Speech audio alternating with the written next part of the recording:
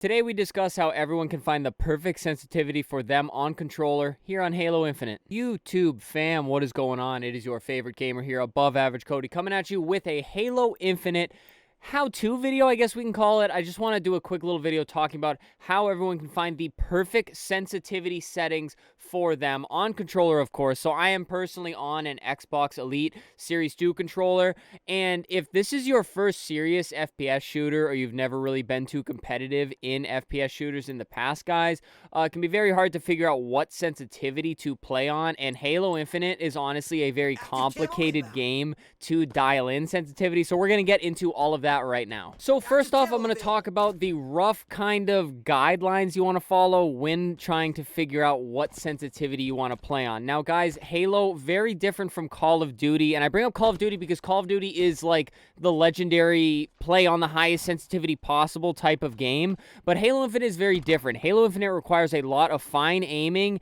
and hard shooting, like landing BR shots, which is an art all its own, and then sniping, guys, is absolutely impossible sometimes, especially if you are not on the perfect sensitivity. Now, you want something slow enough where you're able to dial in a good aim so you're not cookie cutting around the target, because again, very precise shots. If people jump, you might be jumping, you might be strafing, but you want it fast enough so you're not turning too slow, guys. Like, even this might seem kind of slow to you. You guys already saw them on 5.5 and 6 for right stick sensitivity. So you want it fast enough where you can still turn around and switch to enemies quick enough, but you don't want it too slow where you're like taking forever, because you are going to lose so many gunfights. You're going to be detrimental to your team if you're facing in the wrong direction in some gunfights. So first off, guys, the most important thing in Halo Infinite is winning gunfights. So in my honest opinion, you want to start lower on the sensitivity scale. Believe it or not, coming from Call of Duty and liking faster games,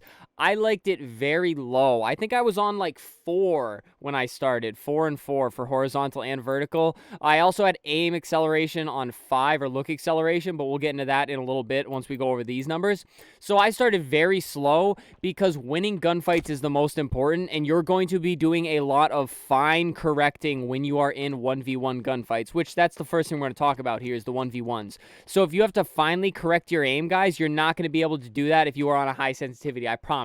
Just turn it up really high and try aiming your shots. Granted, you're going to be doing a lot of left stick aiming. I just talked about that in the aiming video we did. So you're only going to be doing the fine movements. You're not going to be like sliding past and spinning and stuff like that, at least not too often. So you want a lower sensitivity so that you can guide your cursor over the target, and that's called tracking, which is very hard to do on a controller for some people.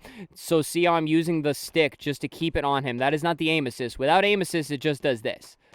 It just goes right off him. You're using the right stick to follow the target. So do a sensitivity where you are able to do that, guys. And then once you get comfortable doing that, make sure you are able to turn around and kill enemies. And we're here in training mode where you can very easily change how many enemies and things like that there are. So put on multiple enemies. Training mode, amazing for practicing anything, by the way. Do any practice you have to do here. And put on 2 enemies, guys. Put on play fighting like I have now. And honestly, if the other one pops up here, just kill one and then try to snap to the other. And if you're having trouble doing that very quickly, then you may want to turn up your sensitivity. I'll just show you really quick here, guys, and then turn around and then snap, and make sure you can get your cursor right to the target. And that brings me to kind of the next tip on choosing where your sensitivity should be, is when you are lining up a shot to the target, like turning over like this, when you go to snap and land that bullet, try to land it as quickly as possible. And if you are turning and over aiming, guys, your sensitivity is likely too high. And then if you are turning and coming up short and shooting like way too short of the target, then your sensitivity might be too low. Now, again, you are going to have to find the balance in between these two things. So again, I'll reiterate it. Slow enough where you can keep your cursor over the target if you are in a strafe battle with somebody, but fast enough where you can snap to targets and also turn around, guys. Say you're playing strongholds or something, you're sprinting into the point, you're getting shot in the back. You're going to be going like this. You have to try to turn around and land whatever shots you can on that enemy so that you can help out your teammate in getting the kill, and so you don't get absolutely obliterated by them as well. Now, I will briefly bring up look acceleration, guys. I'm just going to make it very bare bones and simple. That is the acceleration, the right stick has. So the speed it takes to get to the maximum turn speed. In Call of Duty, it's one consistent turn speed. No matter how you're moving, it's just a constant turn. However, in Halo Infinite, or any Halo game for that matter, it starts slow and then goes faster. So it's how long it takes to get to that max speed. Now, 4 and 5, you'll notice it looks very consistent. But if you put that setting even lower, it takes a little bit longer to get to that top speed. So it can make a high sensitivity feel like a lower sensitivity. So just keep that in mind. Personally, I play a lot of Call of Duty and other games like that, so I like it a little bit higher. But if you kind of want to play on a higher sensitivity, again, a low look acceleration can make a high sensitivity feel low because it turns slower. So basically, if you have a high sensitivity, it's likely you want a lower look acceleration, because that kind of bridges the gap for you to do those fine little aims on enemies and also turn quickly, because the aim acceleration keeps it so that if you're making small movements with the stick, it's not flying across the screen. But if you're making big movements, you get to that top speed faster and you can do the fast turns. And then it also goes vice versa, guys. If you are on a low sensitivity like I am, I'm kind of halfway, but this is still considered fairly low on the grand scale of sensitivities, then you probably want it higher. That's why I run a 4 look acceleration, because I'm comfortable with the faster movement here on the finer aiming, and I can still turn fast enough because my sensitivity is not high, but it's higher than some people like to run. And lastly, I already know somebody is going to mention this in the comments, so I will say I run a half tick higher on the vertical aim stick. You'll see a lot of pros do this as well, guys. That is because, and this is only on Halo I do this. I don't do this on Call of Duty, Fortnite, nothing like that, guys. It's because you're doing a lot of up, down, you know, you're jumping, you're grappling to the ground. You got to grapple up and then look down so that you can shoot. You're throwing grenades, so if you're shooting an enemy, you want to look down quick, throw your grenade.